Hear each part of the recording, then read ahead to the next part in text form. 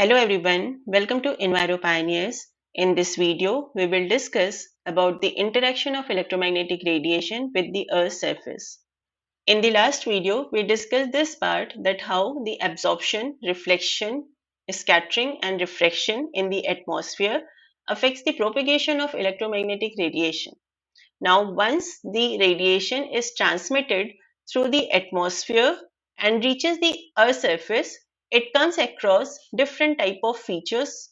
Here we have some of the examples like the forest, water, grass, bare soil, paved road, built up area, and each of the feature on the Earth's surface has unique characteristic with respect to the interaction with the electromagnetic radiations. So after the interaction, the reflected or the emitted energy is recorded by the sensor which is placed on the platform. When this radiation is incident on the Earth's surface, three major phenomena may occur: reflection, transmission, and absorption. And which of these will occur, that depends upon the wavelength of the electromagnetic radiation and the characteristics of the surface feature. The proportion of the energy reflected or absorbed or transmitted, it vary for different earth features depending upon their material type and the condition. Here we have the four examples. First is for the water bodies, second is for vegetation, third is for the sand, and fourth is for the snow in the polar area. So water is visible to us in blue color. Here we have the green color, sand is brownish appearance, and जो snow है that is white color. अब ये color क्यों है? That is mainly because the water it scatter and reflect more in the blue portion of the visible range, while vegetation it reflects more in the green portion. Sand reflects more in the longer wavelength of the visible portion, while the snow it reflects all the wavelength of visible portion in equal proportion, giving it white color. As only three types of interaction occurs on the Earth's surface, reflection, transmission and absorption, we can say that the incident energy at any particular place is equal to reflected energy plus absorbed energy plus transmitted energy. But this equation is wavelength specific, means for a particular wavelength, this equation is true. Now, this wavelength dependency, it means that within a given feature type, the proportion of reflected, absorbed and transmitted energy, it will vary at different wavelength. Here we are having two examples. First one is about the vegetation, second is about the water bodies. यहाँ पे vegetation, we can see that the leaves are of different colors. So the proportion of the reflectance, absorbance and transmittance from the vegetation, that depends upon the size of the leaves and the type of pigments present in the leaves. So the type of pigments, these are responsible for the absorption of different wavelength in the visible portion and giving the different beautiful colors to the leaves or the plants. In this example, we may see the different colors of the water in the surface water reservoirs. Here we have the river, diversion canal, ponds, irrigation ditch, paddy field and the wetland. So the color of the water in these reservoirs, that depend upon the depth of the reservoir as well as the type of impurities that it is receiving from the surrounding area. Thus, we can say that on the Earth's surface, each of the object or each of the feature has unique characteristics, and within a given feature type, the reflectance, absorbance and transmittance vary. Now let us discuss the reflection, transmittance and absorption one by one. First is reflection. Reflection is the process where we have the bouncing of the radiation from the surface. So the incident radiation is returned back to the same medium because of the discontinuity of electromagnetic characteristics at the interface of two media. So here we have the first media is atmosphere and second media is the Earth surface. So when we are having the return back of the radiation, that is reflection. Now depending upon the type of surface, we may have the specular reflection or the diffuse reflection. So the surface on which this light is incident, if it is a smooth surface, will be having the specular reflection. That means the reflected radiation will maintain the law of reflection, means the angle of incidence will be equal to angle of reflection. But in case of the rough surface, we are having the diffuse reflection, means the radiation is reflected in any of the direction. So here we can see the example of the specular and the diffuse reflection. Here we have a building located at the bank of a water body. So when the water is still, in that case we can see the mirror image, exact replica of the building in the water body. But because of any disturbance in the water, it creates the rough surface, and because of that we are having now blurred image. So this is the example of specular reflection and the diffuse reflection.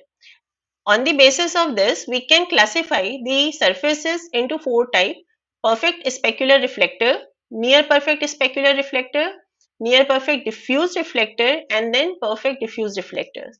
Perfect specular reflector means the smooth surface, यानी कि जहाँ पे आपका जो reflected radiation है that is maintaining the law of reflection, means the angle of incidence is equal to angle of reflection. Then second is near perfect specular reflectors, where majority of the radiation is reflected maintaining the law of reflection, but some proportion is reflected in other direction also. Then we have the near perfect diffuse reflectors, जहाँ पे reflection सब direction में हो रहा है, but majority जो है वो इस direction में. And then we have the perfect diffuse reflectors, means the light which is incident on this is reflected in all the direction. The perfect diffuse reflectors are also called Lambertian surface because the concept of this is derived from the work of J.H. Lambert. Reflection, it plays a very important role in the case of remote sensing because जो earth surface features हैं, whether they are smooth or rough, that define whether there will be specular reflection या फिर diffuse reflection. When the earth surface feature is smooth, there we have the specular reflection. When it is rough, then it is diffuse reflection, and when it is extremely rough surface, will be having the mixed reflection. This is very important in case of passive as well as active remote sensing because depending upon the type of reflection, the amount of energy reaching to the sensor will vary. If it is a specular reflection, the intensity or the amount of energy reaching from this particular place to the sensor will be more. But if it is a rough surface, we'll be having the diffuse reflection. Thus, the amount of radiation or the intensity of this energy reaching to this sensor will be less. So depending upon the type of surface on which this radiation is incident, we'll be having the specular and the diffuse reflection accordingly. That will define the amount of energy reaching to the sensor. In case of active remote sensing, this diffuse reflection is the one which reaches back to the sensor because here we have the emitter and the receiver at the same platform. So suppose the electromagnetic radiation reaching to the surface, if it is having the specular reflection, so it will be reflected in opposite direction and then it will never reach to the receiver. So if there is diffuse reflection, then only the receiver will receive some amount of backscattered signal reaching to it. Now coming to spectral reflectance and spectral signature. So ability of a medium to reflect energy is measured as the reflectance, which is defined as the ratio between reflected radiation and incident radiation, and it is a measure of how much radiation is reflected from a particular place. And the value, it ranges from 0 to 1. If the value is 0, it means 0% of incident radiation is reflected off, and if 1, then it indicates that 100% of the incident radiation is reflected. But for the earth surface features, the reflectance characteristic is expressed by the spectral reflectance, that is the ratio of reflected energy to incident energy as a function of wavelength. Spectral reflectance can be calculated using this formula where ER is the energy of wavelength reflected from the object divided by energy of wavelength incident upon the object into 100. So this equation, it gives us the spectral reflectance at a particular wavelength. As the spectral reflectance is dependent on the wavelength, it will be having different values at the different wavelength for a given terrain feature.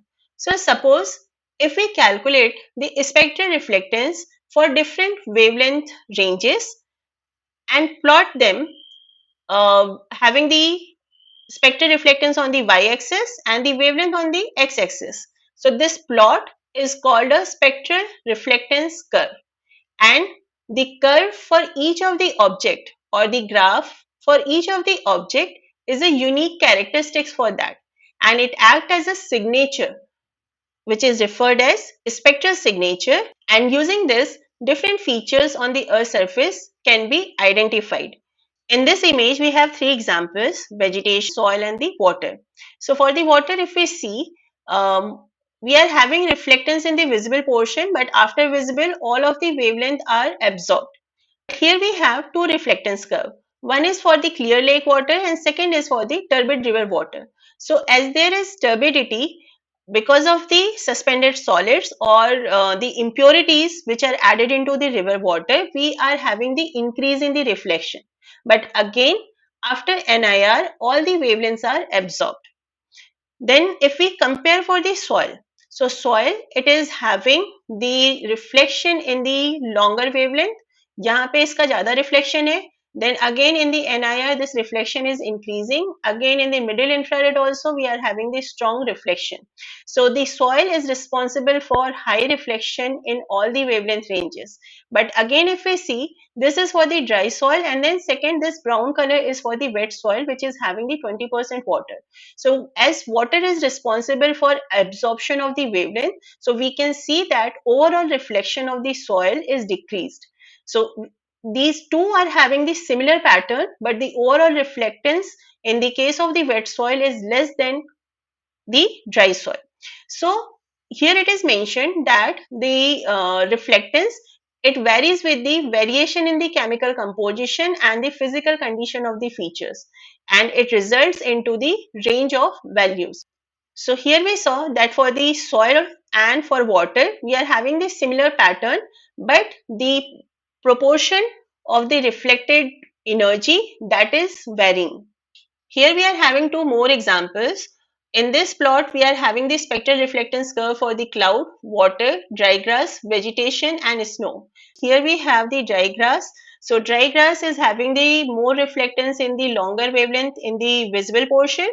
और फिर उसके बाद NIR में भी इसका reflection ज्यादा है, middle infrared में भी ज्यादा है. Black one is representing the cloud.